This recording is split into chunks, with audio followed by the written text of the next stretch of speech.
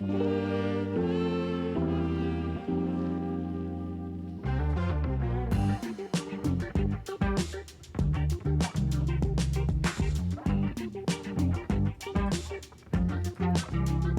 and happy Thursday, everybody. It's Josh here with On the Wrong Lead.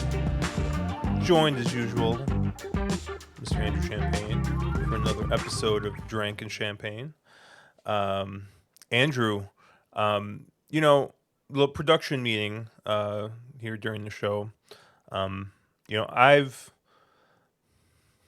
kind of wanted to really focus on doing more evergreen content just in general with On the Wrong Lead, right? We do our live streams and we do this and we talk about sequences and stuff like that. And sometimes like as soon as the sequence is over, some of that stuff is basically useless. So I've really wanted to focus on evergreen stuff, but man, are there just not betting opportunities that occur that we just want to talk about? And I think we have a good one coming up here tomorrow.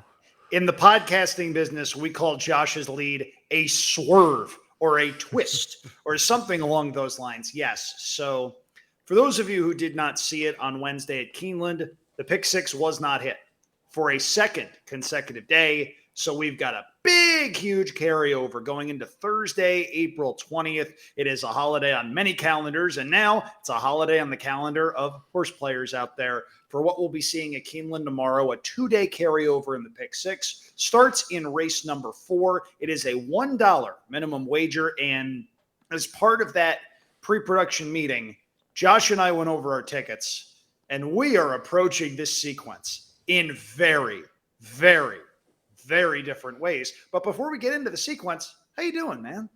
I'm doing all right. It's been it's been a pretty crazy time for me, at least in work. I've had a bunch of projects kind of wrap up same time, so I'm in that kind of honeymoon phase right now where I had 3 projects basically wrap up within 2 weeks of each other, and I'm finally able to kind of catch my breath a little bit. So don't say that too loud. They'll throw more work at you. Oh, they will. I mean, we have another big project coming up, but I'm just not lead on it. So I'm still going to work on it, but I can back off a little bit. Take the next couple days to catch up on other work because obviously, projects are one thing, but we have day-to-day work I got to get done as well. But yeah, man, it's been nuts. It's been good. Kind of. Work's kind of slowing down a little bit. So hopefully the betting will get better because I've been getting killed at Keeneland. I don't know about you. Me too, man. I mean, it's not been a fruitful Keeneland meet to this point. There was a reason that we talked mostly about Aqueduct on last week's show. And I got to tell you, it's very fortunate that we recorded that show, Josh, when we did, because after that show, I went down to the Star Bar, which is a karaoke bar in the Gaslamp District in San Diego, and I have about 95% of my voice back. The good bars in the city of San Diego decided they needed it for a couple extra days, and they've just been sending it back piecemeal. So I'm thankfully in a much better spot right now, but that night may have featured a 12:30 a.m. performance of a karaoke song that you will literally never, ever guess I would ever do. Girls just want to have fun. No. Oh man, what is that? I'm trying to think of like songs that people do. I've only been to karaoke once, and never again. So, what would you do? Walk This Way by Run DMC and No. Though you don't have the time frame terribly off. It was late Gangsta's 80s, Paradise. early 90s. No. Before Okay. that, earlier than that. I'm done. That's 3 guesses. All right, stop what you're doing because I'm about to ruin the image and the style that you're used to. I look funny. But yo, I'm making money, see? So yo, we're getting ready for me. Now gather round. I'm the new fool in town. And my sound's laid down by the underground. I'll drink up all the Hennessy you got in yourself. So just let me introduce myself. My name is Humpty. Yes, folks. The Humpty Dance. by the Oh, Digital Underground at 12:30 in the morning on a Tuesday.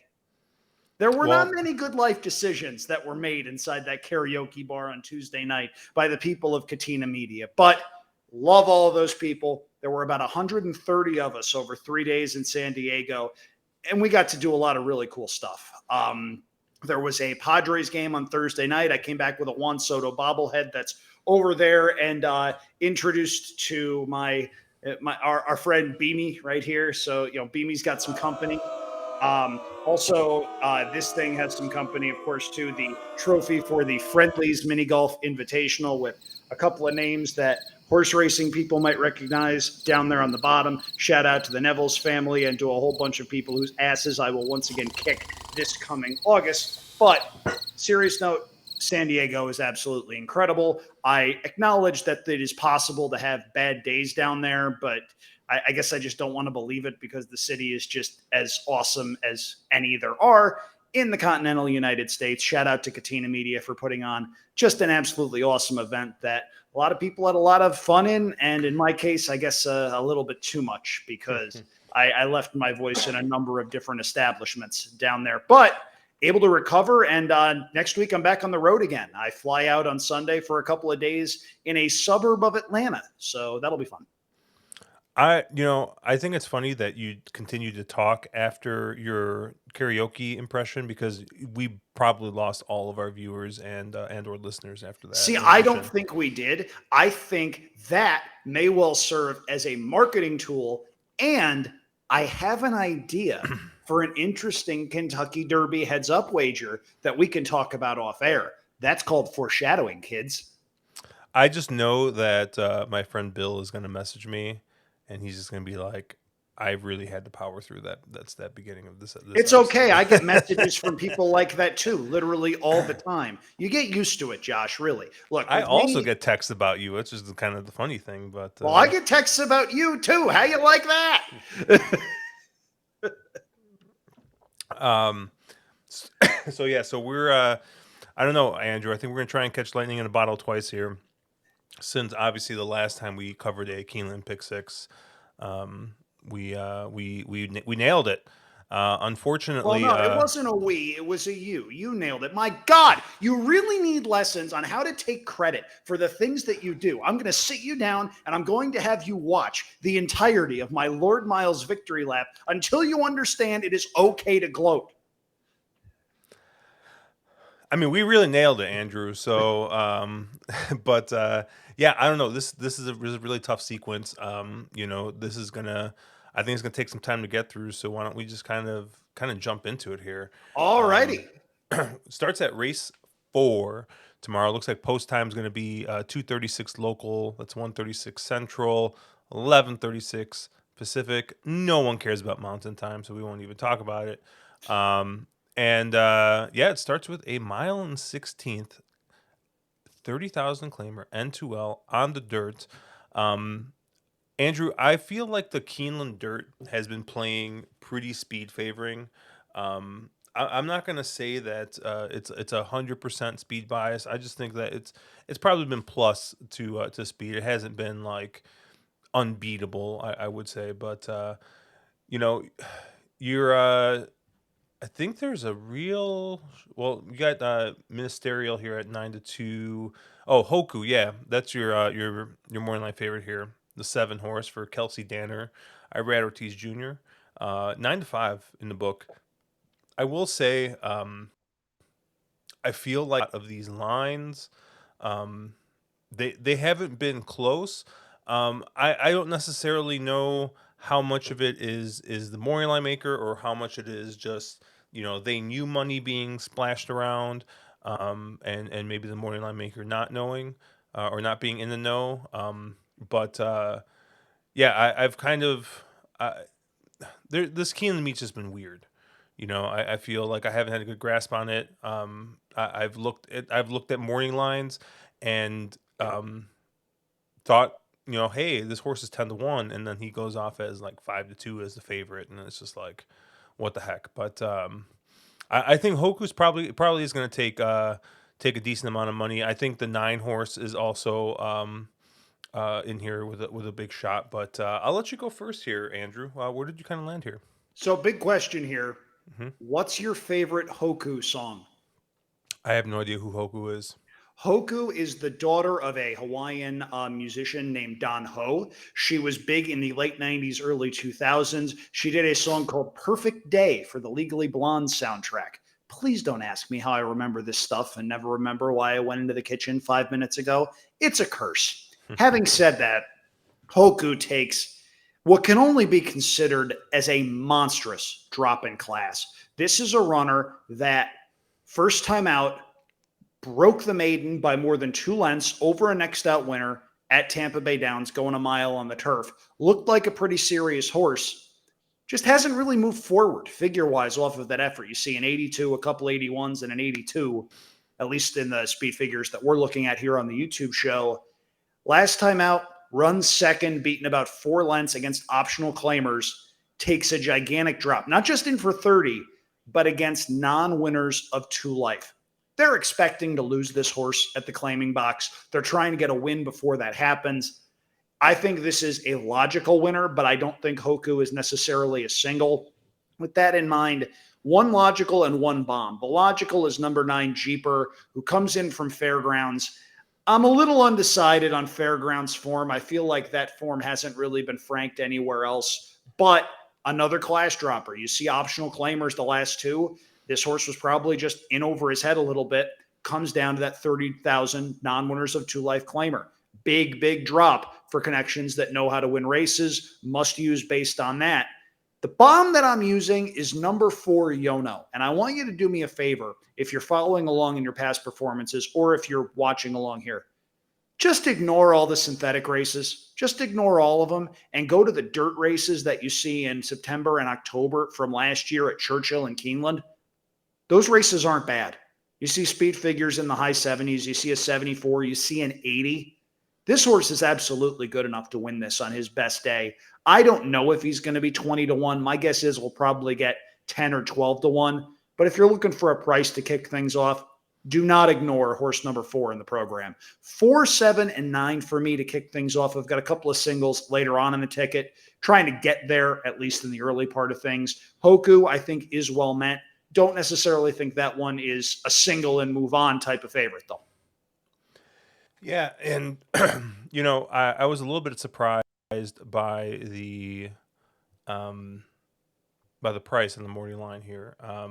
At least on Brisnet, this horse does not look like an overwhelming favorite. You brought out that you mentioned the drop. It was an optional claiming, not in for the tag there. IRAD, too. IRAD's going to move Um, money. IRA's going to move money, but yeah, I agree with you on the nine. I think the nine makes a ton of sense here, and I think might not gonna say fly under the radar, but is probably might not take the money that he should just because they're gonna see the connections, right? You get a Colby Hernandez and Keith DeSormo, which Keith is a fine trainer, but in the Midwest in Kentucky, he's not necessarily, hey, need to bet or anything like that. The other horse I use though is the one Tap the Candy here for Michael Tomlinson. Um, and if you go back, this is a horse that took 13 tries to break his maiden. And that's not necessarily gonna make anybody feel good about maybe taking a short price on this horse, but I do believe in the light bulb, and maybe the light bulb just flipped on for this horse. One near or on the lead there, and at Turfway, which wasn't always necessarily easy to do. Turfway, I don't have exact notes on specifically this day, but winning on the lead wasn't all like there were specific days where you could win on the lead, but it wasn't like an overwhelming bias or anything like that. And then when I pulled up the optics plot here, shout out to Optics Emily. It looks the nine or the one are probably going to be your leaders here, and I think the nine's going to be kind of set up pretty good, pretty well for staying on or near the lead and maybe kicking through. Obviously, the 7 also looks really good on the optics plot, so I'm not gonna begrudge anybody for using the 7 or maybe even singling the 7, but I am going to kind of try and fade the what's going to be probably the likely favorite, and use 2 horses I think on or near the lead. And hopefully we get around the favorite 7 here. So I'm just 1-9 here to start the pick 6. Now, just so you all know out there, Josh used the words I agree with regard to the 9. We're not going to be saying that a lot in these analyses. There are a Hmm. number of legs in which our strategies just completely differ. Yeah, I think in leg 2, we only have 1 horse in common. Yep, that sounds about right. Um, and I will take a quick look here. We're going to be going 5.5 furlongs on the turf. I will say some of these turf races were pretty tough to handicap just because of the number of AEs that were in here. In this race, I think we have 16 entered, but only 12 are going to run. So the 13, 14, 15, and 16 are AEs in this spot. If the 16 draws in, I think he's kind of a must use. I think broke his maiden sprinting on a turf at Her, it's a filly. Saratoga. Her, excuse me. And I mean that's about as good as it gets as far as turf sprints go here in the country. And didn't dish herself in the was it the Stewart Yep, Manor or the yeah. yeah and at Aqueduct. So yeah, I think the 16 is probably if draws in, not necessarily a single, but definitely would be one I would use. But of the horses drawn in, I'm using the 11 here, Daring Doe for Wesley Ward and Walter Rodriguez, and I might have to call the alarm on myself here because this Thank might you. be this I might be a appreciate defensive that. type use. That and I can't find a defensive B banner, but It's that okay. Anybody that has listened to On the Wrong Lead knows exactly what you just did to yourself. but yeah, I think the pace figures match up, but we haven't seen this horse sprint on turf yet. So we are, there's that common handicapping axiom, right? Never take a short price in the horse doing something for the first time. But it's Wesley Ward at Keeneland. He tends to know what he's doing when it comes to sprinting here at Keeneland. So I am going to use the 11. The horse that we have in common is the 5, Hideki here for Ryan Walsh and Luis Saez. I mean, Luis Saez is just riding lights out right now at Keeneland. You get this horse here who's been aggressively ridden past couple times out.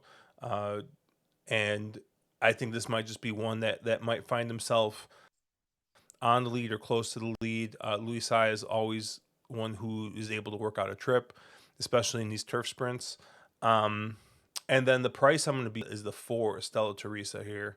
You get Declan Cannon aboard, and might be your speed horse. The speed of the speed here has gone in 4 races, 21 flat, or 3 races, 21 flat. If you go back to the June and July and August races at Indiana Grand and Ellis Park, and broke his maiden, going wire to wire. And then went straight into the allowance company, and just kind of seemed to maybe be a little bit in over his head or her head. But I don't know. This is just me, hey, taking a chance on a horse that I think is the fastest horse early in the race. You're only going 5.5. Let's see if this horse can get out there and just go. Gets who I think is a kind of an underrated jock, Declan Cannon aboard. I've seen him have some really, really great rides. I both at Turfway and at other Kentucky tracks. So I'm gonna be 4-5-11 here. Andrew, where did you kind of land? I hate the 11 in here. Absolutely, positively hate the 11. And you just sort of spelled out some reasons why. That 11 horse, if it runs, is not going to be 5-2. You're looking at 8-5 or 9-5, and you're feeling a need to spread even then. I'm going against Daring Do in here. I understand this horse ran reasonably well last time out, but 110-3 at Turfway Park's not bad. I hated the way that she did it, though. This horse was pleading for the wire late, wound up getting there. If this horse beats me from that far outside post when it hasn't shown it can run on turf, first time against winners in a race with other serious early speed signed on, it can beat me doing it, and I'll tip my hat and I'll move on. I am going four deep without using Daring Do in here. You mentioned my top pick, and that's actually horse number 5 in the program, coming in off of some races on synthetic. And the thing that I like about horse number 5 in the program, Hideki, is A, very good form the last 3 starts over at Turfway Park. And you look really closely and you see a horse that, yes, has tactical speed, but doesn't necessarily need the lead in order to run well. I think that's huge. I think she'll be forwardly placed, but she doesn't need to be on the lead if there's a suicidal speed duel happening right in front of her. Luis Saez is an excellent judge of pace. I think he's got a really good shot at sitting that perfect trip just off the speed of the other 2 horses that you happen to be using. And I think she may very well get first run on the other horses as the field turns for home. The 3 other horses I'm using, Josh, they're bombs. Let's go up to horse number 3 in the program, a horse coming in from Horseshoe, Indianapolis, who I believe, 30-1 on the morning line. And one of my favorite angles in horse racing is present here with number 3, Morning Boss, the Toss 2. This is one of the reasons why I like using a bomb in a race like this, because you can throw out both of the last 2 outings. The race 2 back at Churchill Downs was on dirt. She's not a dirt horse. It's safe to assume something went wrong because we didn't see her again for another 3 months. She showed some speed at Turfway Park, going 22 to the quarter, probably needed the race. You can make excuses for both of those. And if you look at the 2 turf races from Horseshoe, Indianapolis last summer, Josh, can you highlight the 2 results there with your wonderful marker for our people on YouTube? You see second beat in the neck, that 3rd place finisher coming back to win, and then you see a win by about a length and a half. This horse has some speed, and I think is a bomb you need to use if you're trying to beat the likely favorite. The other 2 horses I'm using down towards the bottom of the program. First, let's take a look at horse number 9 in the program, coming in from Gulfstream Park. We just went, I think, 1 race too far. Nope. Josh just went the wrong way. You're going the wrong way. There you go. That's Peach Cobbler, who's 7-2 on the morning line, but who I think is going to go up considerably just off of the last out clunker when she was 4th at 11-1 against probably similar kinds of horses. I don't love the fact that she's found trouble as frequently as she has, but Peach Cobbler has shown an ability to find the wire over a variety of different tracks and surfaces. When you get to a meet like Keeneland, you get a lot of shippers and you get a lot of horses that may or may not necessarily like the surface. I see Horseshoe Indianapolis dirt, I see Hawthorne dirt, I see Gulfstream turf, and I see win, win, win. I don't think this horse is going to be 7-2. I think she'll be closer to 7-1, and I think she'll play that in the multi-race exotics. Here's another price for you. Go all the way down to the bottom of the main part of the field, past your likely favorite, who I really do not like. And let's take a look at number 12, Funny Money Honey. Easy for anybody to say. Needed that last out race in a bad way. First start since October, but showed a fair bit overseas. You look at some of those running lines, you see a group 3, you see a group 2, and it's not like she disgraced herself in either of those outings. I think she is incredibly well meant. The post does not scare me. I think she's going to be ready to take a big step forward second off the bench in her second North American start. And I see 15-1. Sign me up, Josh, with all of the alternatives that are out there. I want no part of the chalk here. No, that's a really good point, and I'm still not entirely sure what I'll do in this race. Like I said, if a couple of these AEs get in, That um, changes the body of the race it changes it considerably. completely. If the 16 somehow draws in, the 16 is a must use. Yeah, and and you know, ob- obviously, we had Emily on the show last week, um, and it's one of the things I do like the most using a product like optics, which I'm showing now, is tomorrow once all the scratches get in, this whole thing will update. So Okay. I'll be able to see, all right, who do they think the actual leader is going to be here? Obviously, right now with all the AEs and everything in there, they still think the 11 or 12 is probably your fastest horse early, but there is a lot of competition there with the 4, the 14, the 13 just sitting just off.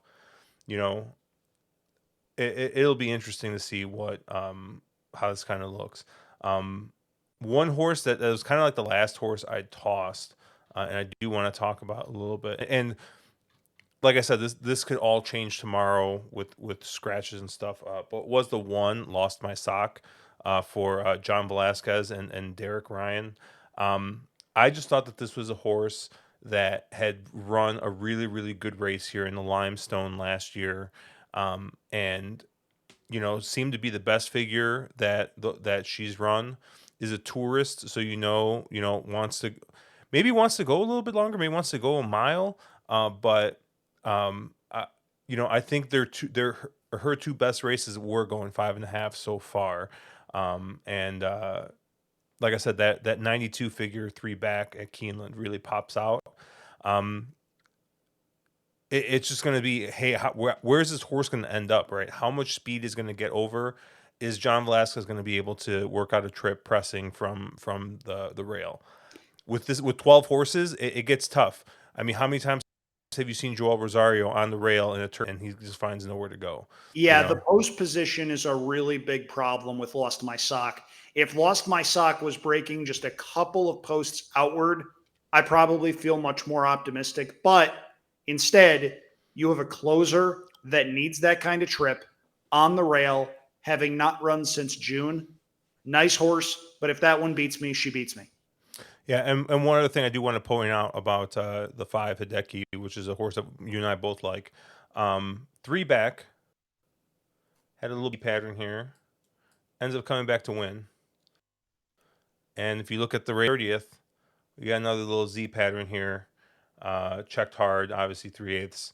So might be another one. Hey, and no disrespect to Mr. Esquivel, but when when you move to Luis Saez, 95% of jocks in the country going to Luis Saez is a upgrade. So if Luis is able to find a work out a trip here, I think Hideki's a really good shot. I mean, you've convinced me once again, and I think the 11 might be a toss for me. We'll see. Like I said, we'll take a look. We'll see. We'll see who draws in. I did look at your 12 a bit, but you know, I'm a little less impressed with what I've seen from Mr. Cheminot as of late. Paulo Lobo loves Joe Talamo, and Joe Talamo doesn't get up aboard here, so I don't know. It looks like he is named on the 13, but I don't know. We'll see. This is definitely one of the races that I think you got to look for scratches and kind of reevaluate there. Yeah. But And also, when you're playing a pick six, you really can't bet them all. It is nope. entirely possible that you can go four deep against what you think is a bad favorite. You're right, and you just don't have the right alternative. That happens when you're playing wagers like this. However, Josh, my most likely winner of this sequence comes in race six. Unsurprisingly, it is a horse you are not using at all whatsoever. Yeah, and I think I just kind of took the same approach you took the last race, right? Where I'm using or I was using the 5-2 favorite Wesley Ward Turf Sprinter. I can't use this four here, Devil's Tower. And he does look. I mean, the figures fit, right? All the races as of late, he's coming in a three race win streak with increasing speed figures. I'm a little concerned when you kind of go back into the horse's PPs and look at fast races where he doesn't have a little bit of cut in that ground and no moisture in the dirt, and he just looks significantly slower. So is it just that the horse is rounding into form? Not worrying about the ground. I'm not sure, but this does seem. I mean, you're stone cold single to this for Devil's Tower, and it's definitely a horse that can win. But I just think like I got to make some business decisions, and my business Yeah. decision is fading to four here. I mean, Devil's Tower to me is the most likely winner of this particular race. You see the last three races at Oaklawn, they're all very good. They're all over very good horses. That runner up last time out has since come back to win. You see a 94 Briz speed figure. Anything close to that, I think, is going to make Devil's Tower very tough. I agree with you that he is better on and off track. The pedigree gives you all the reasons why. Buy into Mischief out of a distorted humor mare. That is mud top and bottom. But then you look at some of the races he ran last summer. He won over a fast track at Oaklawn, and 2 starts later, he won over a fast track at Churchill Downs, going 6 furlongs in 109 flat. I don't think anybody else in this field can go 6 furlongs in 109 flat. Devil's Tower's best race crushes this group.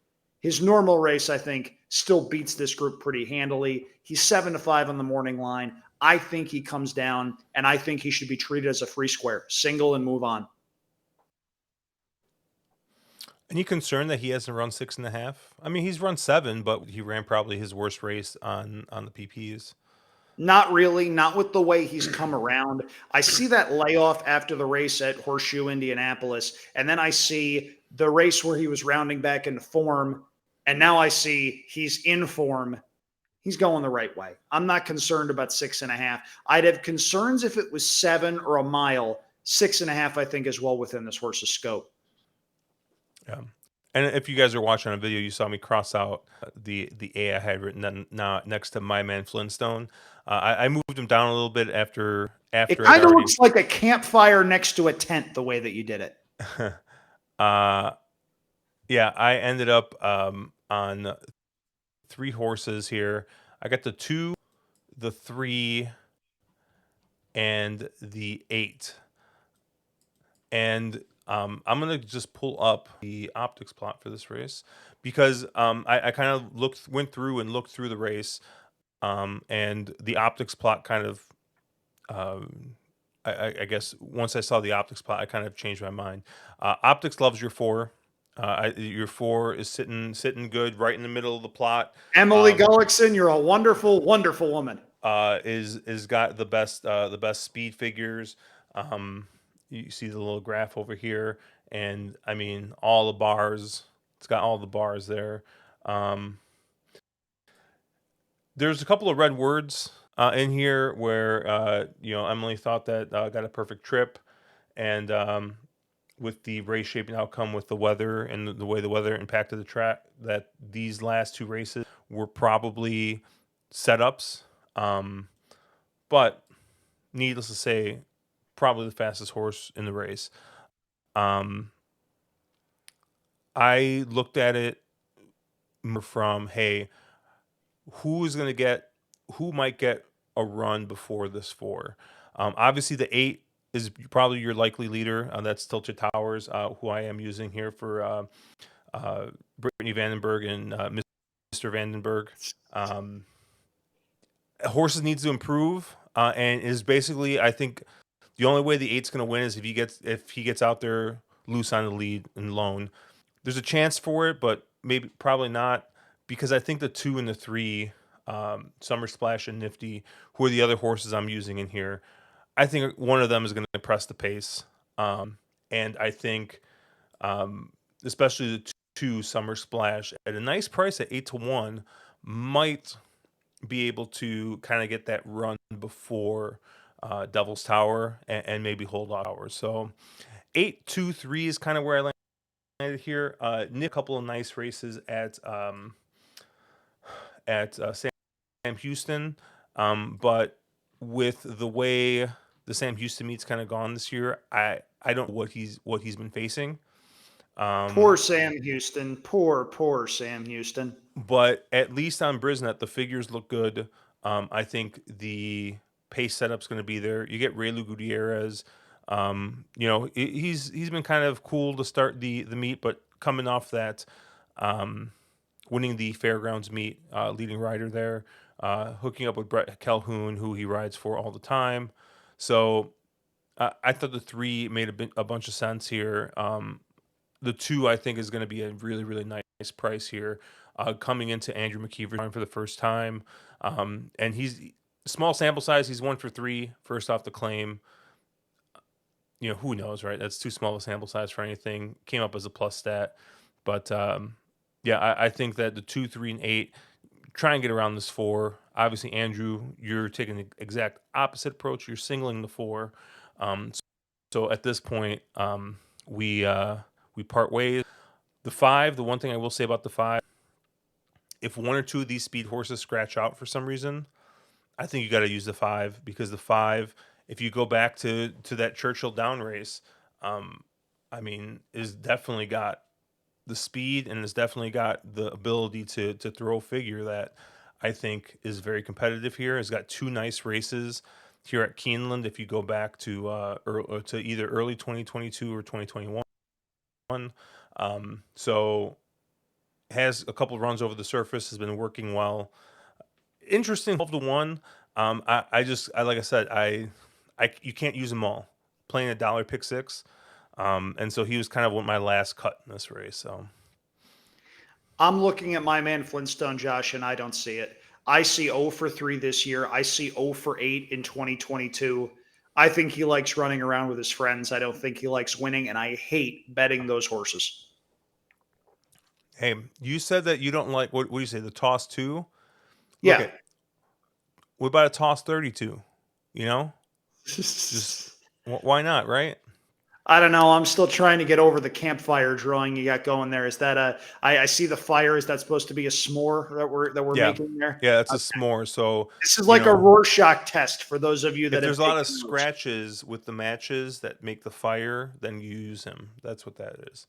You'd need to scratch at least half the field, and then I'd think about it. Race 7, which is another race where you just are not anywhere close, and the Not funny at all whatsoever. and I'm gonna be in fairness, Andrew, I will say that I got I got very thin here, um, and like I said, this is another race that is dependent on where the AEs go because I do have an AE written down here in the 14. The 14 doesn't draw in. There's a number of different ways I can go. So, but yeah, talk to me about your horses here. You got 4 written down. My top pick is 15 to 1 on the morning line, and I think we're going to get that price come post time. That's number 9, El Kabong.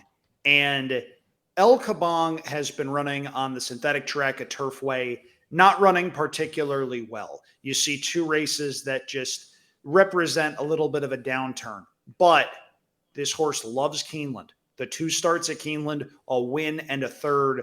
And this horse got pretty good around this time last year. Won here at Keeneland, then rallied to win an optional claimer at Churchill Downs. They shipped this horse up to Horseshoe, Indianapolis for a $100,000 stakes race in July. Safe to assume something went wrong that day. We didn't see him again until the winter. Rusty Arnold targets this meet every single year. I think there's enough speed in here to set things up for what this horse wants to do. And at 15 to 1, he hits me as a must use with the win rider Corey Lannery from last spring and summer back aboard. I think El Kabong is a very scary horse to use at a price if you're taking a stance against some of the favorites in this particular race. Look, I'm going 4 deep in this particular endeavor. I don't have an overly strong feeling about the ability of pretty much anything in here. I'm looking at this race, and your morning line favorite is number 7, Good Governance. That's a reluctant use for me simply because maybe there's a chance he just didn't like Gulfstream Park the last 3 starts, and he had been running against much better horses, though the American Turf Division this year, the top end is just nowhere near as sharp as it probably should be. but I see races from 2022. I see a win at Saratoga. I see a second at Aqueduct. I see a fourth in a stakes race at Monmouth. I see a win at Tampa. There is back form in here using that horse, but I don't think is a horse you can overly rely on at a very short price. Horse number 4 is Tiberius Mercurius. And can I help you? That was for using the 7. Sorry, I was just late on getting to the button. Okay. Well, I'm just saying you need to give me a little bit of warning and a little bit of heads up here. Tiberius Mercurius is an interesting case because Mike Maker came back and claimed this horse off of Larry Ravelli. And yes, it is at this point you must pause this podcast, go over to YouTube, find the Larry Ravelli commercial from 2010, press play, and come back to us in a minute and 5 seconds. Okay, welcome back. Now, Tiberius Mercurius last time out had an absolute dream trip going 1.25 miles at Turfway Park, but has a lot of form on turf in the past. And Mike Maker, when he gets an older turf horse on the right track, they tend to stay there. Arad Ortiz Jr. likely had plenty of options in this field. This is where he lands. Have to use that one. Also going to use number 2 Capuna, who has never tried turf before, but he's by hard spun out of a Malibu Moon mare. Josh, that's turf top and bottom. If this horse can take to turf at all, he stands a big, big chance in this spot. There's some back class here too. You look at the races he ran last year as a 3-year-old, you see some very familiar names. You see Cyberknife. You see Epicenter. This is a nice horse, and this is a good spot to potentially try turf. 2, 4, 7, and 9 for me in here. If El Kabong winds up winning, regardless of anything else that happens, it's a good day for yours truly. Yeah. And if you look at my notes here on the PPs, the 4 as well as the 10 are kind of, once again, these are kind of my last cuts in this race. I went through, I handicapped this, and I ended up with like a $200 and something ticket. And once that happens, it's like, all right, like, where do you cut? If we're gonna try and get into something playable, like we need to start making cuts. So if my 14 doesn't draw in, those are 2 horses I'm probably looking to use. Once again, pace wise, I'm looking at, as horses scratch, I'm looking at the updated optics plot. I'm trying to get a good picture of what the pace is going to look like. Hey, Josh, you know what we need to do? Hmm. We need to do more evergreen content. We need to do more content that people can come back to weeks, months, maybe even years from now. I don't know if you've ever thought about this, but I think that could really help us. Why did you say that at this point? Just to be a pain in the ass. Love you, buddy. But yeah. So obviously, I'll start with the 14 here. In vintage print here for Paulo Lobo and Joe Talamo. For those of you, by the way, not watching the YouTube broadcast, the look that Josh shot me can only be summarized by, if you're a fan of The Office, the GIF where Steve Carell goes, "Why are you the way that you are?" It's also important to note that we record this at about 11 p.m. midnight my time, so I'm usually already like at the end of my rope. And you just squeeze and pull sometimes, Andrew. Man, after this, I've got a handicap Friday at Aqueduct. I'm just saying, I'm just getting started. You're my warm-up back. I think the 14 vintage print here is pretty well meant. Paulo Lobo, he always does well at these Kentucky meets, especially Keeneland, Turfway. Gets his favorite rider, and I wish somebody loved me like Paulo Lobo loves Joe Talamo. And so it gets Joe Talamo aboard here. Horse has run pretty decent numbers at Keeneland, including a nice 4th in the allowance race last time out. But I just think that this horse, has got a bit of back class, right? Has run 4th in the Grade 2 out in Del Mar.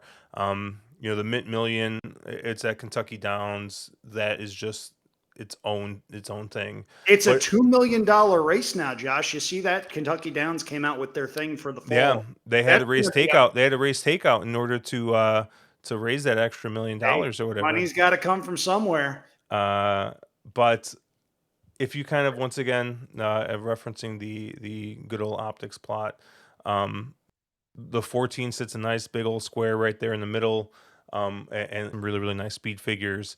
Um, but interestingly, yeah, there's a little 11 up here, just kind of just chilling, just kind of doing his own thing. On the surface distance plot sits real close to where the 14 is. But I just think that these are two horses that are kind of just gonna sit, sit mid pack and have a bit of a kick. They're decent sized squares. So I like where the 11 and 14 are. Obviously, the two horses that I kind of, if the 14 doesn't draw in, and depending on how the pace looks, the 4 is definitely one I'm looking at. Tiberius Mercurius. I think this is probably going to be your leader. And once again, a horse, even on turf, left on the lead by himself is always dangerous. Mike Maker does nothing but just turn horses into turf routers. So I think he might be very dangerous in here. Capuna is also very dangerous, especially if you're looking at the plot. Obviously, it does not show up on a surface distance because it hasn't tried the turf yet. So if you think this is a horse that might take to the turf, it's a big old square there in the front. So that's definitely a horse that is going to be pretty dangerous. And then the other horse that I did kind of like here a little bit was a 10 Fenwick Station, and that might just be, maybe it's just PTSD from just getting boomed by Luis Saez constantly. But obviously you throw out that last race and you go back to look at the Keeneland race.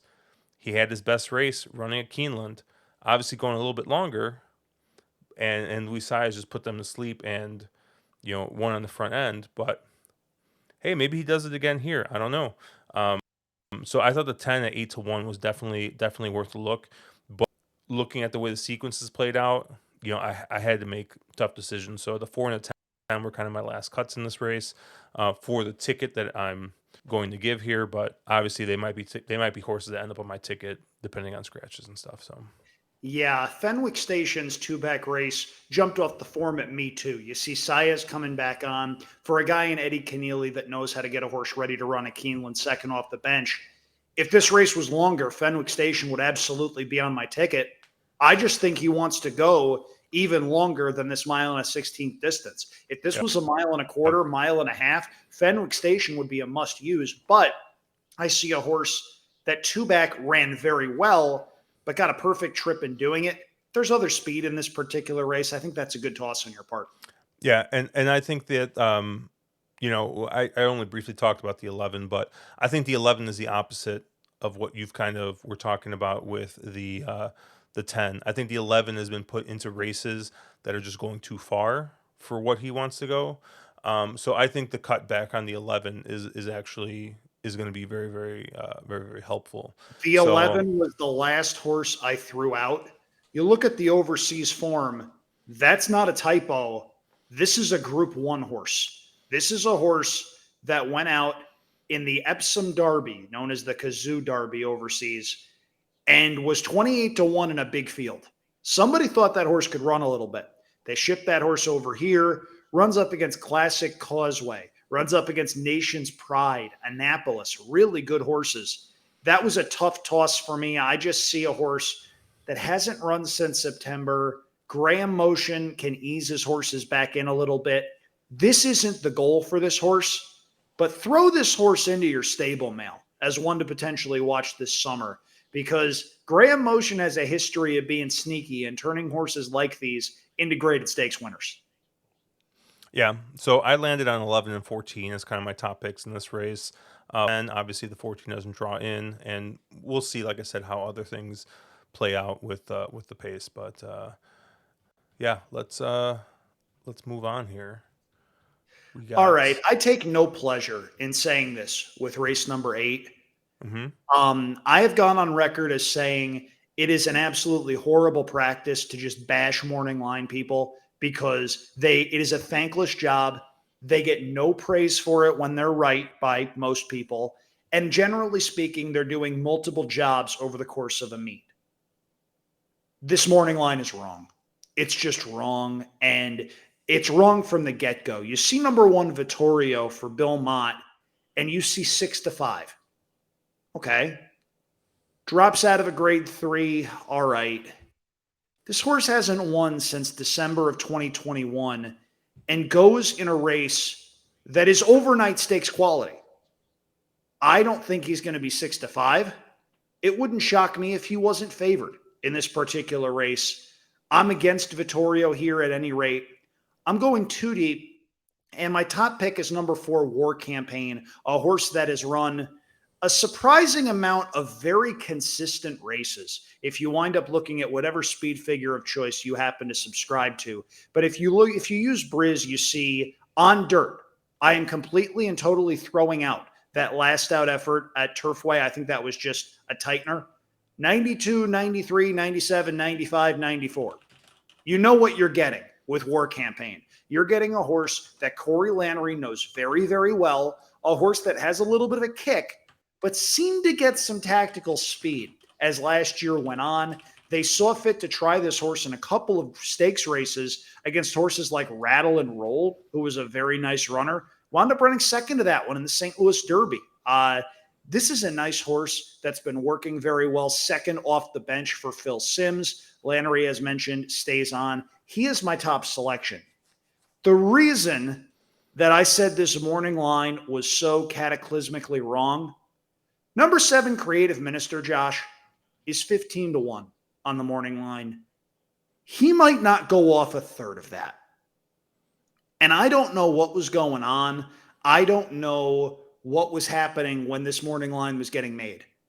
But this is a horse that was third in last year's Preakness, has danced a lot of big dances, ran fourth in a highly regarded optional claimer in his seasonal debut that was won by Smile Happy, who ran second in last year's Bluegrass. Creative Minister is absolutely a win candidate here. Those last couple of works indicate that Ken McPeak has him tightened up really, really well. 4-7 for me. And if you think you're getting the 15-1 on Creative Minister, you're probably wrong. Well, if you're picking Creative Minister to win, you're probably wrong. That's harsh. Once What did again, that horse ever do to you? nothing actually. I thought he was actually interesting in this spot, but I kind of agree with you. I don't think you're going to get that Not price. even close. Having said that, if you're playing a stable duel or something where it's based off of the morning line, yes, Creative Minister is a must use, but also 90% of the people in your pool are going to have Creative Minister. So you've got to outweigh the risk of using the cheap horse versus that cheap horse being super obvious. Yeah. Either way, I have two horses here. I actually like the one in this spot. I know you kind of bashed him a little bit, and like I said, maybe the morning line's wrong, but I just think inside drawn speed, I just going to be is it's always powerful, and especially at Keeneland. You get Irad riding for Bill Mott. I mean, we'll see what kind of price you get on here, but horizontally, you're trying to get through. So I've avoided favorites in other races. Here, I'll use the one Torio. I think the speed figures match. I think the pace scenario um, is going to be a plus for him. There's not type of need the lead type horses in here, but my topic might be the 8 Curbstone here. Tom Morley sees fit to ship this horse over. You get Flo Giroux to ride. And I mean, this horse is good enough that even Madison Olvera was able to get it to win twice on this horse. So obviously, this has got to be some type of super horse here. But yeah, Madison obviously rode 2 nice wins at Aqueduct, going a mile in the 8th. Ran in the second in another allowance race, dropped in the optional claiming. Manny Franco took them out and, was able to show a bit of the horse's versatility there, where doesn't necessarily need the lead, obviously wants to be forwardly placed. And sitting in the eighth hole is probably not going to get the lead, especially with a Flo Giroux up. He's more than happy to let everyone else go in front of him. So Hoping the horse gets ridden somewhat aggressively. Doesn't necessarily need to lead, but this horse has got the best figures in the field. Maybe Creative Minister's got something that might be a little bit faster, but um, you know, I always have a little bit of um, skepticism with some of the 3-year-old numbers in the Triple Crown horses that run third, fourth, or that run in 3-year-old stakes races. Sometimes I just feel like those numbers they end up getting pumped up just because it's a stakes race. So it's like, oh, let's dress the number up a little bit. So I don't know. I think that this horse is super live, 6-1. Might get lost on the board a little bit. So I mean, and hey, maybe I'm completely wrong. Maybe this horse, takes a ton of money, but um, taking a look at the quick look at the optics plot. I mean, that eight's way out there, kind of all alone there. Might get loose on the lead. Um, I think the one's going to show a little bit of speed, is inside drawn, so that's kind of why I use the one as well. But I think at 6-1 is an overlay, so we'll see what kind of price we get on the 8 here. But 1-8 is all I'm using here. Aqueduct is a very, very, very quirky surface. There are some tracks where Aqueduct form translates to, and some tracks where it definitely doesn't. As far as Keeneland, the jury is sort of out. If Curbstone brings that Aqueduct form to Keeneland, I think he's got a chance. I don't think the fields he's been running against are nearly as good as the one he's going to tackle here. But by the same token, that's why you're probably going to get 6-1. This is the one horse that I think the morning line does have dead right. And if it turns out Curbstone is well meant and wins this race, you're probably not going to get 6-1 on him ever again in the near future. So I get where you're going there. I just am not sure if what we've seen at Aqueduct from him the last couple of starts is the true article. I do one person who's just going to completely unload on this horse, though. Who's that? Mr. Mark Capitan. And why's that? He has just got a man crush on Tom Morley. Oh, there you go. He's got just a and I know. Well, in fairness, he was one of the first guys that was on the wait. Tom Morley and Javier Castellano are winning everything train last summer at Saratoga, and he wound up riding that for a couple of weeks. Yeah, but that was also Flying P. Was it Flying P stable or whatever, right? That's his. He was one of the owners that was involved, but it was a Morley Castellano thing more than an owner thing. Like I said, Madison Olvera won on this horse, so I mean, Andrew, I think you could get up there. No, and be the you can be the new trivia question. It's not Deshaun Parker, but it's Andrew Champagne who's the tallest jockey.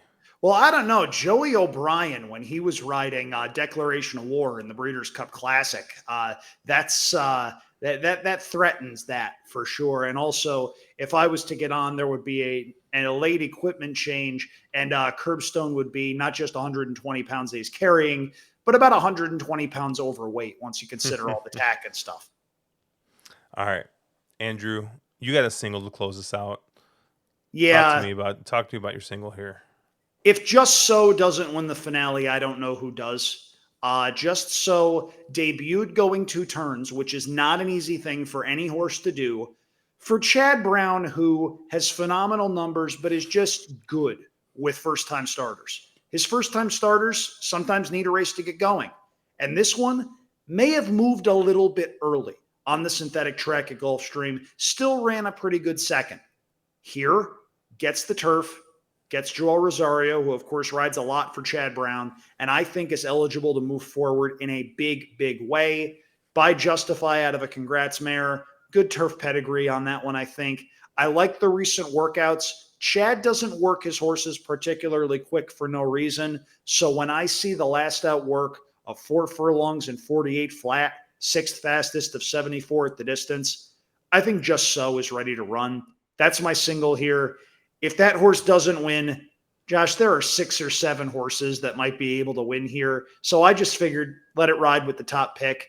He's probably going to be shorter than that 7-2 morning line price just because of the connections and the pedigree that's involved and the fact that that last out race was pretty good. But to me, most likely winner in this particular spot. And my objective for this ticket was put together something at under $100, singling Just So, gets us in at 96. And I, again, think he's the most likely winner by a considerable amount. So not going to get cute. Horse number 8 and race number 9. Yeah, I went a different route here. I Shocker. I went with the 10 actually, Cyber Ninja, who is the morning line I favorite. don't think he'll Uh, go off favored. I think the Chad is going to go favored here. yeah, for Bill Mott here. And you know, the ran just a really nice figure last time out. And I think obviously Bill Mott tends to improve his horses as time goes on. A little concerning that he's only 7% first time on grass, probably because he usually starts his turf horses on turf. But I started this one on dirt. So I was a little, maybe a little concerned about that, but I ended up using a horse just outside of him as well, the 11 horse Gold Franc, for Kenny McPeek and Brian Hernandez Jr. In a limited sample size, the sire here for this horse, Zirak, is actually 24% first time out. And so I'm guessing it's probably like a sample of like maybe like 20 starts or something like that. It can't be that many. Um, but it is definitely just, bred for the bred to win early from what it looks like. Has been working really well at Keeneland. Had some bullet three furlong works back in March, and they've just kind of been progressing the horse, stretching it out. So I think this horse is going to be very well prepped to go a mile. I'd be interested to go back and look at tomorrow's in today report, and see if the clockers have any notes on this horse's works. But was just kind of a pedigree play. You know, Kenny McPeek is usually got some really live ones here. Um, so 20 to 1. Hey, why not? Let's toss it in. Let's see if we get some fireworks here at the end. But I also like the 10 here, Cyber Ninja as well. Yeah, I can understand the flyer on Gold Franc because while Kenny McPeak's first time starters tend to need a race or two to get going, you take a look at those debut turf numbers, and those numbers are better by enough to make you turn your head. That pedigree, it's all European turf pedigree. You see a grandson of Dubawi, it gets your attention. You see Invisible Spirit on the bottom side, that's a pretty good influence as well. And you also see that sale price back in 2021 of about $118,000. Someone thinks this horse can run. The post position is what scares me more than anything else. Going 2 turns, first time out, is a tough thing to do.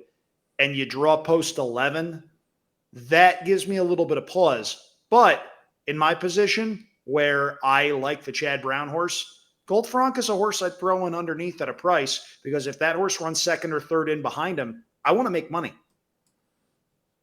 Yeah. So Andrew, I got your ticket up here.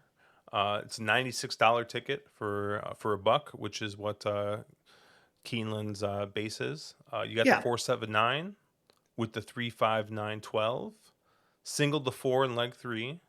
You got 2479, 47, and single the 8 in the last leg there for $96. Yeah. And again, the goal for me was to put together a ticket that was under $100. We did that. I'm never going to be somebody that spends hundreds of dollars on a pick six ticket. That's just not my game. This particular ticket, though, I'm leaning on my two best bets and hopefully getting a price or two home elsewhere in the sequence in order to make it pay a little bit with that gigantic pool. And no shock to anybody that regularly follows this show, Josh's ticket looks much different than mine. Yeah, and as it stands, is a $144 play. Um, Probably about the maximum I would toss into the sequence, like just what I'm comfortable with. Yeah. And that's 1-9 with 4-5-11, with 2-3-8, with 11-14, with 1-8, with 10-11. And yeah, if I have time tomorrow, it just depends on my work schedule. I'll post something maybe after everything scratches out, whatever I end up playing. If you guys want to follow along, but yeah, it's a tough sequence. I think it's definitely going to pay, and you know, who knows? We might have to do an emergency podcast for Friday's carryover if things get wonky tomorrow. So, If that's the um, case, you're going to need to wait until I get back from my Thursday night bowling run. oh, that's right. Yeah, you got bowling tomorrow. Yes, I do. Um, and as per usual, we'll be live Oh, Thursday there you night. go. Yeah, we'll be live Thursday night. So yeah, then maybe we'll switch. We're just gonna touch on all the graded stakes this weekend. Kind of bounce around. Oaklawn's got a couple, or I know they got that Oaklawn handicap. Santa Anita's got a couple. Keeneland's got a couple. So we'll kind of look at the three big tracks running, and maybe talk a little derby. I don't know. We'll see what's going on there. But Andrew, what do you got going on this week? Well, I'm flying to Atlanta on Sunday morning. Flight leaves bright and early from San Francisco Airport. The flight's east. That's where it gets me as far as the time change goes because you've got to leave earlier since they're 3 hours ahead.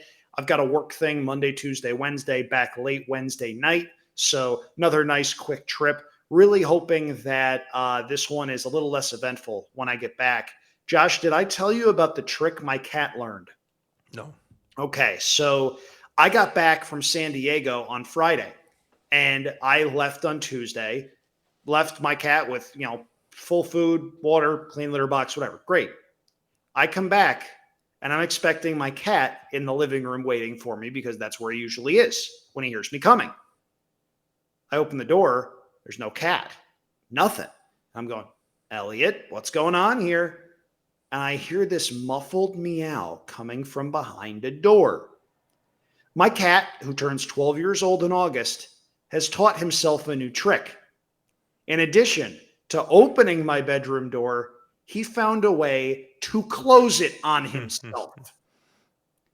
Yeah, that was a good cardio workout for me on Friday, to the point where I went to my trusty Amazon account, found some of those portable door locks that you can install just to for additional security, depending on which way your door goes in or out. And I will be installing those so my cat doesn't do the same thing twice. He had not been in there for very long. His food and his water had clearly been significantly dented. So it's not like he was in there for a while.